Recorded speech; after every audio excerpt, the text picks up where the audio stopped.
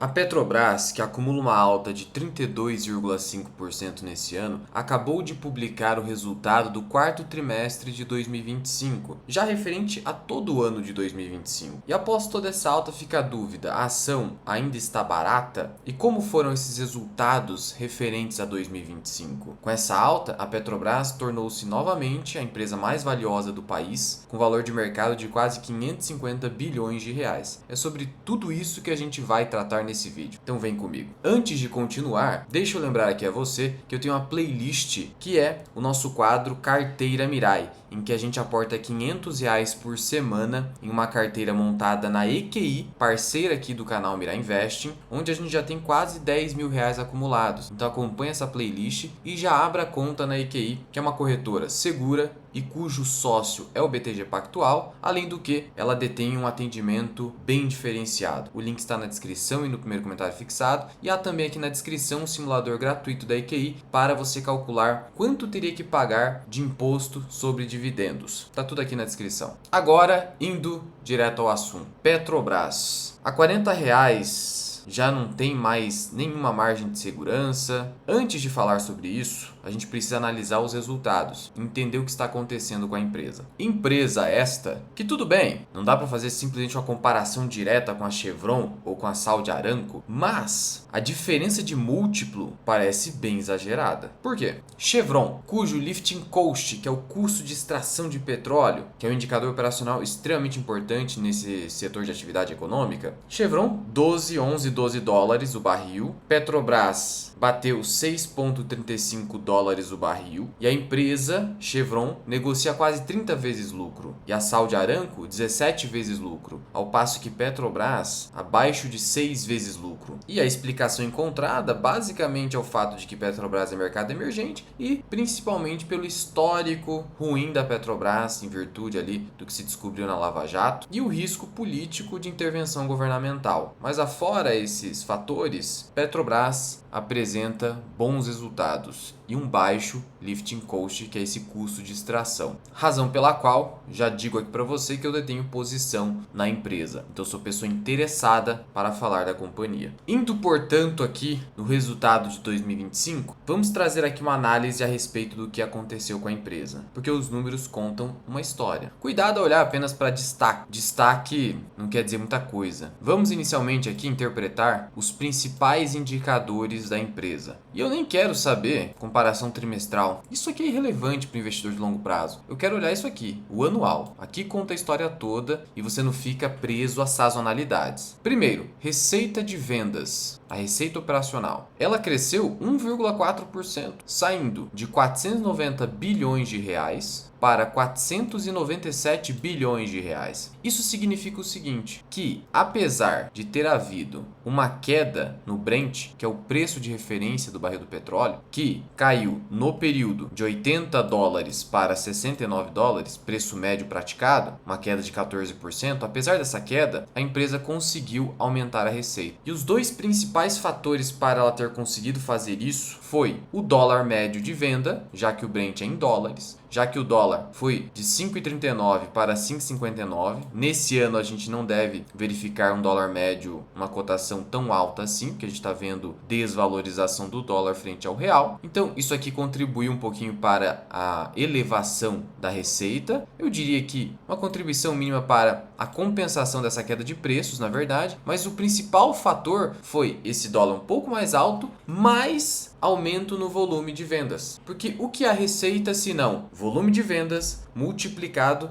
pelo preço? O preço não ajudou, mas se você compensa no volume e consegue vender, então você consegue aumentar a sua receita. Tudo bem, uma elevação pequena, bem abaixo da inflação, mas ainda assim uma elevação num período de queda no Brent. Já o lucro bruto, quando eu desconto os custos variáveis, ele declinou, ele caiu de 246 bilhões para 236, uns 10 bilhões aproximadamente. Por outro lado, as despesas operacionais elas caíram de 105 para 91 bilhões. Tivemos ainda um fluxo de caixa operacional, que é um indicador muito importante na empresa, quanto que a operação gerou de caixa. A operação, eu estou falando do que realmente faz a Petrobras, gerou 200 bilhões contra 204 do ano de 2024, uma queda de 1,8%. Então veja que a queda não foi algo preocupante. Já o fluxo de caixa livre, este sim, caiu bastante. Ele saiu de 124 bilhões para 91 bilhões, uma queda de 26% na base anual. E por que tanta queda assim? É que a empresa acelerou seus investimentos. É aquilo que a gente chama de CAPEX. Ela tem um plano estratégico ali de investimentos, 2026, 2030, e ela já vem acelerando. Então ela aumentou investimentos, é o que a gente vai ver na sequência, aumentou endividamento, então você vai ver aqui que a dívida líquida saiu de 52 bilhões para 60 bilhões, a dívida bruta quase 70 bilhões, sendo que o limite trazido pela empresa é de 75 bilhões, e isso aqui está em dólares, tá? É bastante. De tal modo que a relação dívida líquida sobre EBITDA ficou em 1,42. Não é algo que preocupa, mas também não é tanta folga. Claro que esse indicador, se o Brent continuar subindo e a gente, com a guerra no Oriente Médio, está verificando uma elevação de preços considerável no Brent, essa dívida tende a ficar mais controlada, porque o EBITDA tende a crescer. O ROCE, por sua vez, que é o retorno sobre o capital empregado, saiu de 7,2 para 6,6, ou seja, caiu a rentabilidade da empresa, mas aqui a medição é em dólares. E como que calcula esse ROCE? A empresa traz no seu glossário a definição. O ROCE seria o seguinte: é o lucro operacional após os impostos dividido pelo capital empregado médio medido em dólares. E o que seria o lucro operacional após impostos? Está aqui, é o EBITDA ajustado, descontando-se a alíquota de 34% de imposto de renda e contribuição social sobre o lucro líquido. No ano de 2025, esse lucro foi de quase 146 bilhões. Se você desconta os 34%, chega a 96 bilhões aproximadamente. Então esses 96 bilhões, convertido em dólares, dividido pelo capital total empregado, deu aí um ROCE de 6,6%. É pouco. O ideal é a gente ter aí um ROCE de 10, né? Porque o ROCE é mais amplo do que simplesmente olhar para o ROIC ou para o ROI. Só que o ROI, que é o retorno sobre o patrimônio líquido, que diz respeito ao acionista efetivamente, esse ROI continua alto. Porque veja, o lucro líquido sem eventos exclusivos, que seria o lucro líquido ajustado, foi de quase 101, né? Vamos arredondar para 101 bilhões de reais. Tá bom? Como que é o ROI? É o lucro líquido dividido pelo patrimônio líquido. Eu tenho que achar o patrimônio líquido. Onde que está essa informação? No balanço patrimonial. No balanço patrimonial, a gente extrai aqui que o patrimônio líquido é de 417 bilhões. Eu vou até arredondar para cima um pouquinho, já que isso aqui representa uma foto ao final de 25. A gente já está em fevereiro. O patrimônio líquido pode ter se elevado para 418. Sendo assim, 101 dividido por 418, eu chego no ROI, que é de 24%. Agora, existe uma corrente que sustenta que eu não tenho que analisar o patrimônio líquido sob o ponto de vista contábil, que é esse aqui que aparece no balanço patrimonial. Eu teria que analisar sob o ponto de vista do acionista a valor de mercado, ou seja, eu não tenho que usar como denominador aqui para calcular o ROI, patrimônio líquido contábil, mas sim o patrimônio líquido de mercado, que seria o valor de mercado da empresa, o market cap. Então, nessa visão seria 101 dividido pelo market cap, que está quanto agora? Aqui no Investidor 10, basta você clicar em empresa, e aí você vai verificar aqui que o valor de mercado está em 549, arredondando-se. 549 bilhões, 18,39. Ainda assim,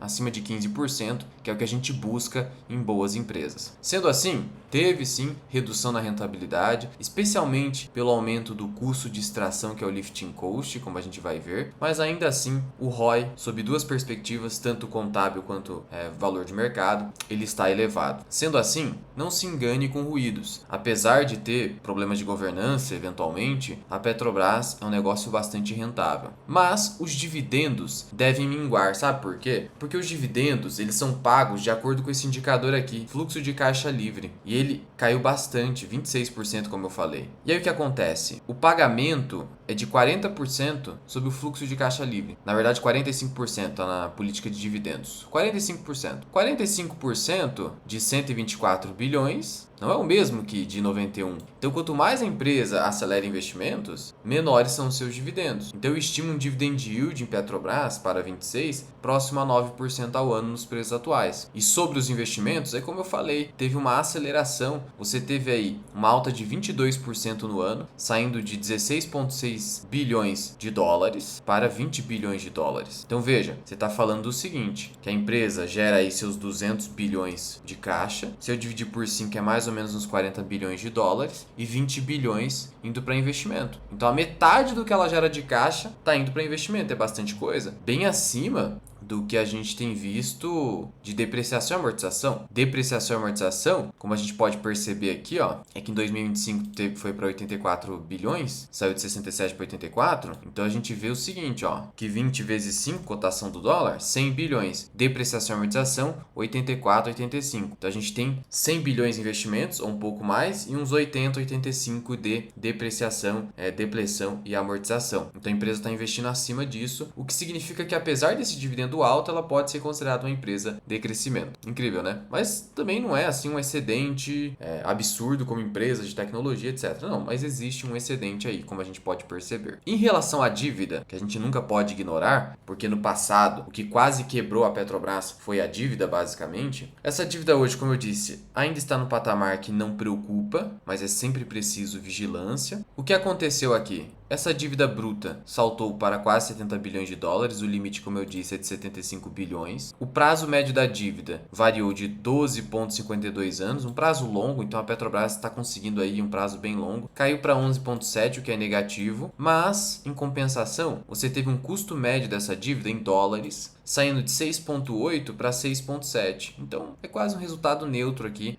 no que se refere ao prazo da dívida, mas a elevação do tamanho da dívida é algo que realmente aconteceu e que pode acabar acontecendo com essa política de aumento dos investimentos. Então, a Petrobras precisa de um Brent mais alto como está agora, mas isso decorre de uma guerra. Em relação a cada segmento de atividade, porque a empresa basicamente opera em 3 segmentos, exploração e produção não é o principal segmento, ao contrário do que se poderia pensar no primeiro momento. Por quê? Receita de vendas, 332 bilhões de reais. O que aconteceu aqui? O ROCE caiu de 11 para 9,4. Então veja que aqui é possível a empresa entregar um ROCE ideal acima de 10%. E aí você teve o lifting cost saindo de 6,05 dólares o barril para 6,35, uma elevação de 5%. É uma piora do indicador, mas ainda com folga em relação a PetroRio e com pares internacionais até em relação a Chevron, que como eu disse é uns 11 dólares. Aí quando você pega o lifting cost mais afretamento, você está falando de uma elevação de 6,1%, gasto com transporte basicamente. Ainda assim, só pensar comigo, você tem um barril de petróleo negociando a 80 dólares, de preço médio eventual em 2026, você tem um custo máximo aí de 9 dólares. Na prática, você tem uma boa margem. Mas como eu disse, a principal atividade é essa aqui, refino, transporte e comercialização, onde a receita é de 470 bilhões de reais. Olha o tamanho. E aqui, o ROCE é bem inferior, foi de apenas 1,6%, com o custo do refino que não para de subir em taxas elevadas. Cresceu 12% esse custo. Então aqui é um ponto a se melhorar. A empresa melhorando isso aqui, o resultado pode ir bem acima das nossas estimativas. E ainda temos uma operação menor, que é a operação de gás e energias de baixo carbono, responsável por quase 50 bilhões de reais, e o ROCE também ínfimo, uma queda assim absurda. Saiu de 4,2% de ROCE para 0,9%, então aqui a piora foi expressiva, mas aqui não afeta tanto o resultado total por ser uma parcela menor da receita. O EBITDA, que é o lucro antes dos juros, impostos, depreciação e amortização, esse EBITDA, ele cresceu no ano, olha só que interessante. Cresceu 12,6%, saindo de 204 bilhões para 230. E você vai me falar, ué, mas como assim? Se eu vi o lucro operacional caindo e tal. Pois é, o que aconteceu aqui foi o seguinte, eu vou pegar aqui para você a tabela 22 do release. E essa tabela, ela traz pra gente a demonstração do grupo outras despesas. E veja que aqui você não teve uma despesa chamada resultado oriundo de desmantelamento. Tá aqui, ó, resultado relacionado a desmantelamento de áreas. Tabela 22 do ano de 2024, quase 16 bilhões de reais de perda. Então isso aqui ajudou no EBITDA de 2025, porque não teve em 2025, só em 2024. Não necessariamente em 2024 isso aqui representou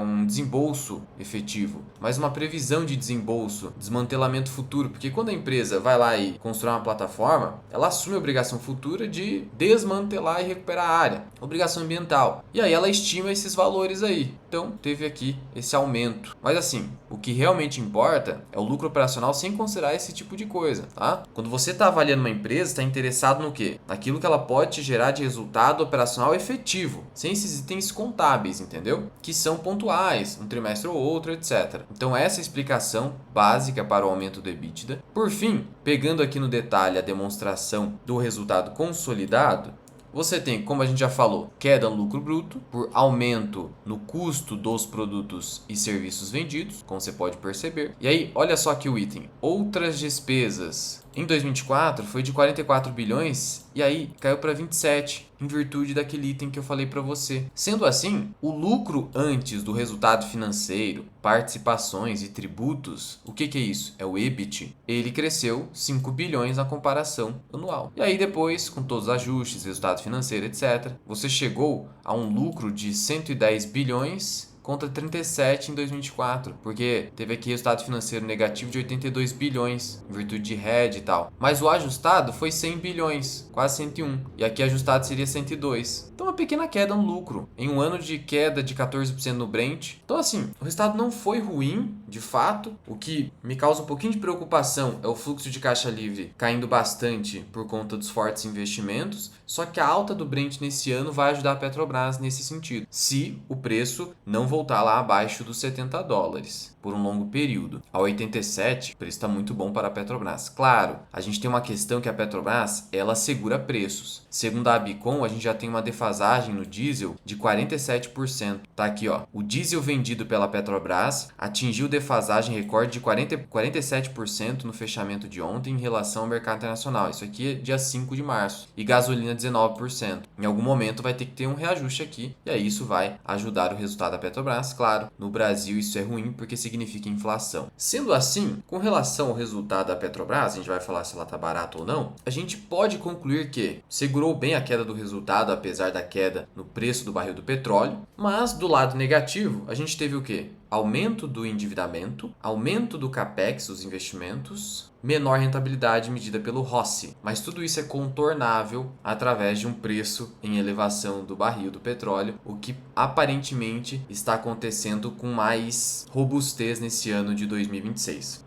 Diante disso, eu espero dividendos menores pelo fluxo de caixa livre, como a gente já viu. Mas em relação à avaliação da empresa, se ela está barata ou cara, eu quero lembrar a você que lá na minha comunidade de formação Mira Investing, eu tenho uma planilha de valor intrínseco. Então esse aqui é só um trecho da minha última atualização da minha planilha. E aí eu trago aqui na planilha o valor intrínseco calculado e atualizado de cada empresa que eu acompanho.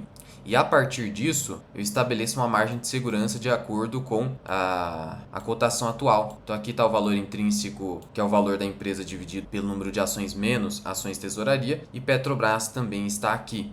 Além disso, nós temos aqui relatórios de análise de ações e fundos imobiliários, tem o meu curso, Formação Mira Investing e o método dividendo permanente, e ainda vídeos exclusivos que ficam disponíveis para os membros do canal. Portanto, se tiver interesse em se aprofundar, o link está na descrição e no primeiro comentário fixado para você conhecer. Se precisar só dos vídeos exclusivos e de uma planilha de preço teto pelo modelo de Gordon, basta se tornar membro do canal. Certo, Luan? Mas e agora, a Petrobras está barata? Conta aqui para mim. Olha, considerando um lucro bem conservador de 100 bilhões de reais para o ano de 2026 e um crescimento de apenas 4,5% ao ano do fluxo de caixa pelos próximos 4 anos, que está abaixo do histórico da empresa, que é de um crescimento de 6% ao ano, com uma taxa de desconto de 20%, que está muito acima da média, a gente chega a um valor justo de R$ 47,50. Só que, em se tratando de empresa mais cíclica e ainda com risco político, eu preciso de uma margem de segurança, como preconiza Warren Buffett, de 25%. De tal modo que hoje, particularmente, eu só pensaria em comprar Petrobras, diante de toda essa perspectiva, abaixo dos 35%, apesar de já deter margem de segurança de 18%, como a gente pode perceber. E aqui eu estou sendo bastante conservador em todas as premissas, porque se eu alterasse a taxa de desconto para simplesmente a NTNB de 2.520 dias úteis, mais um prêmio de risco de 3%, eu chegaria a quase R$60 de valor justo, de tal modo que, vou colocar aqui, R$58 vezes 75%, que é a minha margem de segurança,